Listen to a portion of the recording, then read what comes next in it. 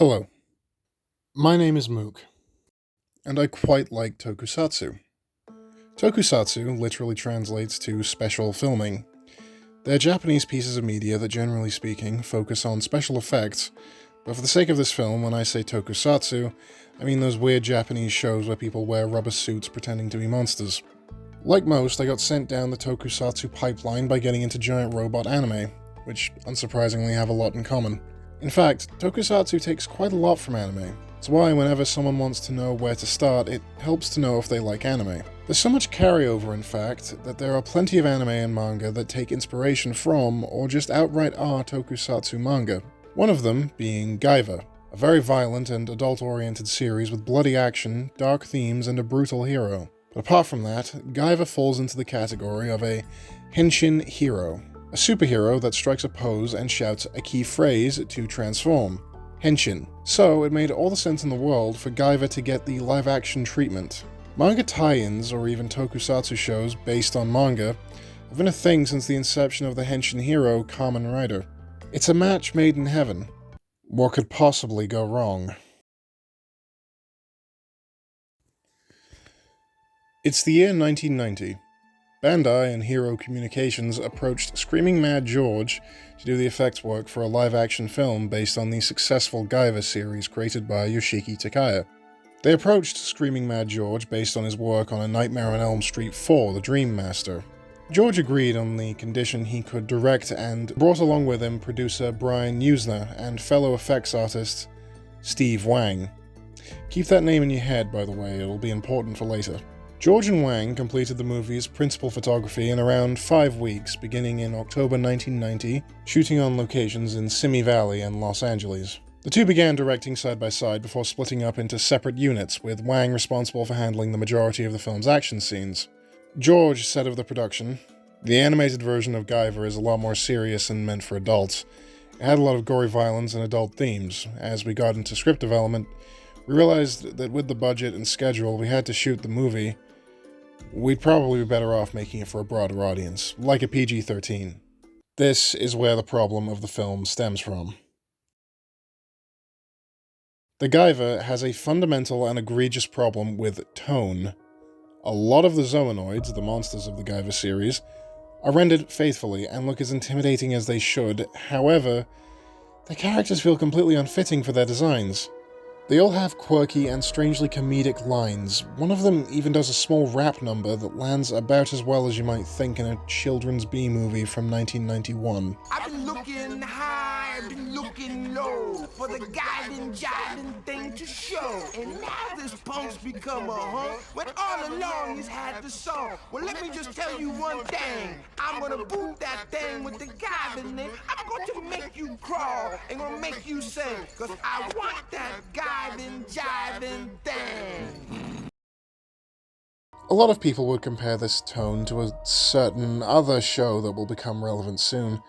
Incredibly campy and hard to watch if you're over the age of 5.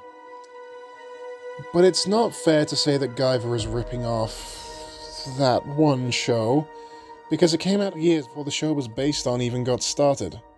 Having all of this in mind, I can't help but be dumbfounded by the fact that in the director's cut, there's a considerable amount of blood and gore, more than likely thanks to Steve Wang splitting off from Screaming Mad George somewhere in production. While it adds a much-needed layer of grit, it also adds to the issues with tone, as the incredibly hard-to-listen-to jokes that wouldn't be out of place in a Saturday morning cartoon are now placed together with this.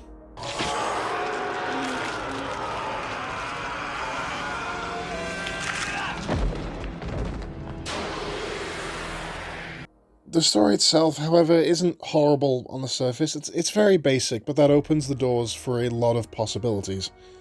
We follow Sean Barker, a 20-something that's madly in love with Mitsuki, a girl at a karate studio. He finds an alien device called the Guyver Unit, which was stolen from the Kronos Corporation by Mitsuki's father, who's killed by the Hills Have Eyes star Michael Berryman, who plays Liska.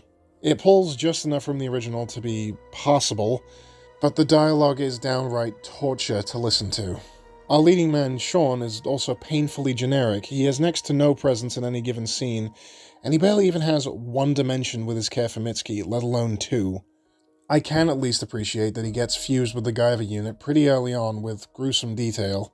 One of the more painful aspects of American tokusatsu adaptations is that you have to sit through over 15 minutes of bad comedy and horribly choreographed action to get to the thing you actually care about and remember any of these shows for.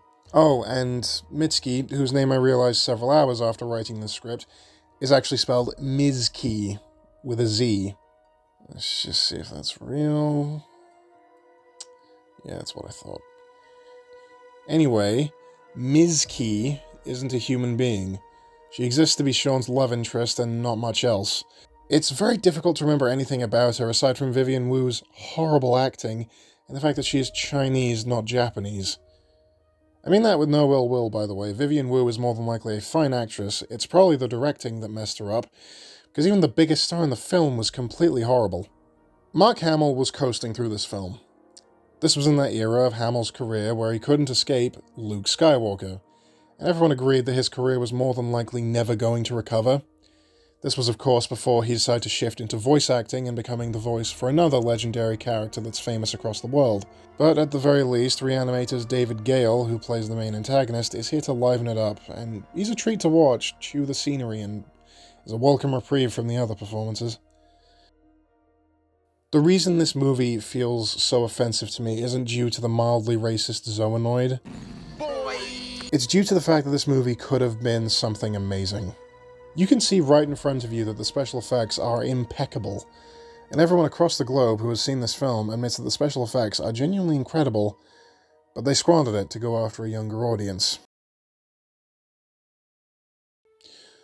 While the critical reception was overall very negative, the Guyver received a cult following thanks to being repeatedly aired on America's HBO, and apparently people over here in the UK and in Europe really loved this weird movie called Mutronics, which allowed for a new movie to be put into production.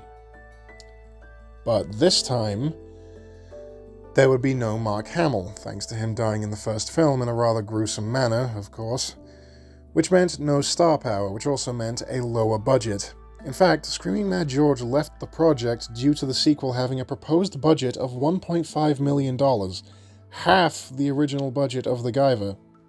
But, with Screaming Mad George's blessing, Steve Wang approached the Kadokawa Corporation, the rights holders of the original Guyver story, to pitch the new film, and to his horror, the originally proposed budget of $1.5 million was halved again to just $800,000. Kadokawa essentially said to Wang, "We just want one monster, one cute girl, and we don't care what you do otherwise." But, despite Kadokawa's apathy, Wang still wanted to create a film that Guyver fans would enjoy. Even if he had to work with only a quarter of the budget from the original, Wang would still try his hardest to create Guyver Dark Hero. Dark Hero is a whole new beast compared to the Guyver, but don't get me wrong, there are plenty of flaws with this film. For example, the acting isn't winning any awards anytime soon, the action scenes cut every 3 seconds in the first act, ruining the choreography, and there are plenty of monster costumes that were established characters in the first film reused as completely different people. But this is still a fun movie. I cannot, for the life of me, understand how this film is on a quarter of the budget of the first. Everything here feels higher quality. The acting, while not mind-blowing, is perfectly fine, and leaps and bounds better than the first film. David Hayter is obviously having the time of his life, going all in with his line reads to add a layer of camp that makes the movie even more enjoyable. Even if he slips into his solid Snake voice in some scenes.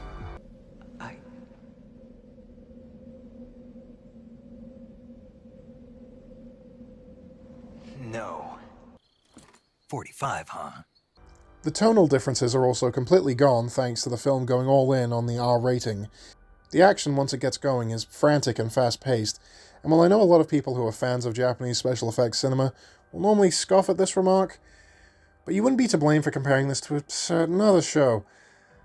A lot of people put it towards the daylight scenes, showing off every detail of the costumes, warts and all, but it's really due to the action director. Koichi Sakamoto was the action director for that show starting in the 3rd season, and kept it up for a good long while too before eventually moving on to work on Japanese projects, where his wonderful choreography wasn't cut to buggery. The writing also receives a minor improvement thanks to Steve Wang working directly with the original author of Guyver. Because I was in Japan twice and I brought the script over, and we discussed a lot of the story points. And one thing that we had agreed on, fortunately, was the fact that he understood that I respected the comic book a lot, and that I was going to do everything in my power to make a film that was as close to the comic book and feeling as possible. Even though the story itself is a little different, I wanted to capture the feeling of the Guyver. The story itself is much more engaging than the original film, too. We follow Sean Barker again after a year of him dealing with the Guyver. He's moved on from simply dealing with the Zoonoids to dealing with drug cartels who have melted down cocaine into Barbie dolls.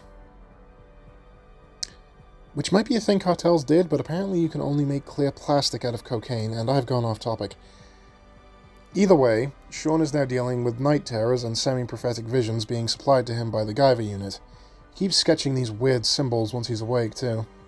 As you can probably imagine, this movie is really dedicated to making it seem like a standalone film, and it almost is, you just don't get much of an introduction to the Guyver outside of an awesome nightmare sequence.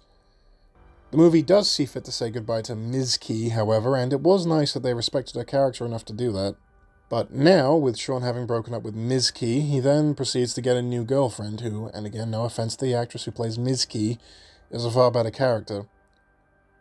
Corey, at the very least, has some personality and her own little adventure where she realizes that her father is a Zoonoid. She serves as an emotional anchor for Sean as he's struggling with the violent tendencies the Guyver has implanted inside of him. Speaking of which, there is a lot more lore in this film. We get an interesting backstory with some brilliant cinematography for the Zoonoids, as well as the Guyver unit itself, which now comes packaged with a simple message of making the most with what you've got. I really don't want to go over everything that happens in this film because I want to encourage you to go and watch it. Because overall, Dark Hero is an exceptional B-movie, but it's sort of a toss-up on if you'll enjoy it more or less having watched the first film. Personally, I enjoyed it immensely, thanks to having a helping of Schadenfreude when comparing it to the first film. But a lot of people would come into it with a bit of a poor attitude thanks to the first film souring the brand's reputation.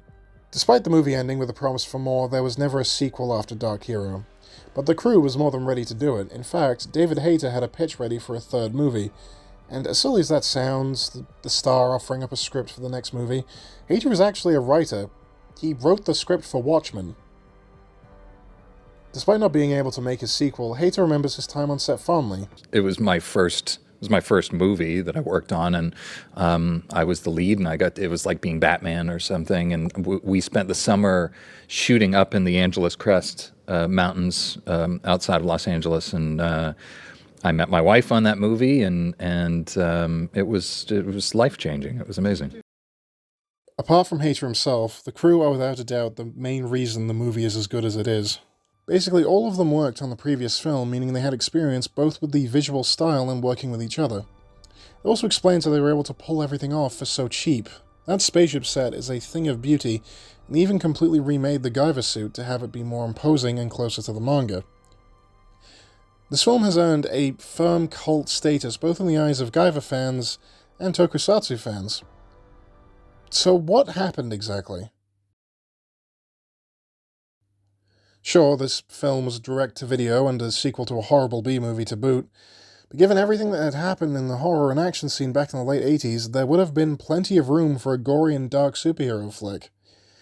The Guyver would have fit perfectly within the era of horror and action. This was the era of Terminator, RoboCop, Predator, Aliens. Binding action with horror was not a bizarre turn of events. Giving it a superhero twist would even fit into the vibes of gritty superheroes that were just around the corner. Heck, this movie was released 1 year away from the first issue of Spawn. A more faithful adaptation of Guyver could have been massive, but instead they chose to use Teenage Mutant Ninja Turtles as a guide, and something else came along that would become the face of Japanese tokusatsu in English-speaking territories. Power Rangers.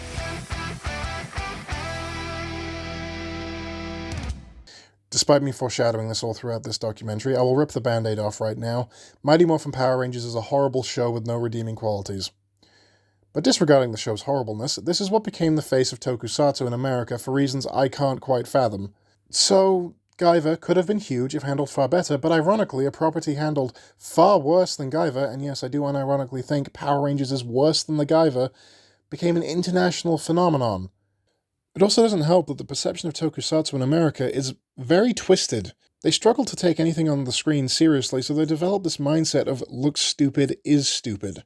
There's also a certain misunderstanding that I think a lot of people have when it comes to a mature show. When people hear mature, they think of a R-rated film, and programs that are really gritty, grim, dark, depressing, Zack Snyder, and despite there being nothing I can really do about it, I don't enjoy that that's what comes to mind. When I think of a mature show or film, I think of a film that handles its concepts with maturity regardless of its age rating. The majority of the DC animated universe I would consider to be far more mature than the DC cinematic universe. Despite the target demographic being different, the stories in, say, Justice League Unlimited or Superman the Animated Series are handled with a greater degree of maturity than Zack Snyder's offerings. Now, this doesn't stop these shows from seeming silly on the surface. You still have people in brightly coloured spandex running around fighting crime. But even if it looks silly, that doesn't mean that the stories have to be degraded. That's what gets us stuff like The Guyver, a story that sacrifices its concept because the filmmakers outside of Steve Wang couldn't take it seriously for more than 5 seconds.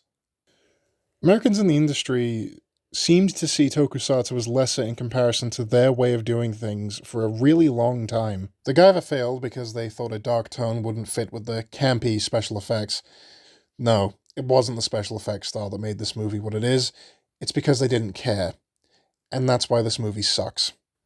The opposite is why Guyver got popular in Japan. It's because the author cared. It's how Kamen Rider got popular. Because everyone involved cared. The reason these shows got popular is because the people behind them cared about what they were making and weren't afraid to give it their all. We as a society have started turning our noses up at the sight of aliens wanting to invade Earth, saying that's cliché and uninteresting. But if you put yourselves into the shoes of the characters, that concept is utterly terrifying. And it's the same with having your body turned into a living, breathing weapon. Your instincts being rewritten to be more violent, and your humanity slipping away is a great concept. But for some reason, Screaming Mad George decided at some point they should discard this and make a knockoff of Teenage Mutant Ninja Turtles. If they had leaned into the ideas of Guyver, they could have come up with something like Mechanical Violator Hokkaido, the Shin Trilogy, or even something close to an equivalent of the original. People need to stop judging by appearances and engage with what's being put in front of them and to think critically. People see the giant lizard and gorilla and don't bother to give it the respect to actually listen to what it's trying to say and to judge it accordingly.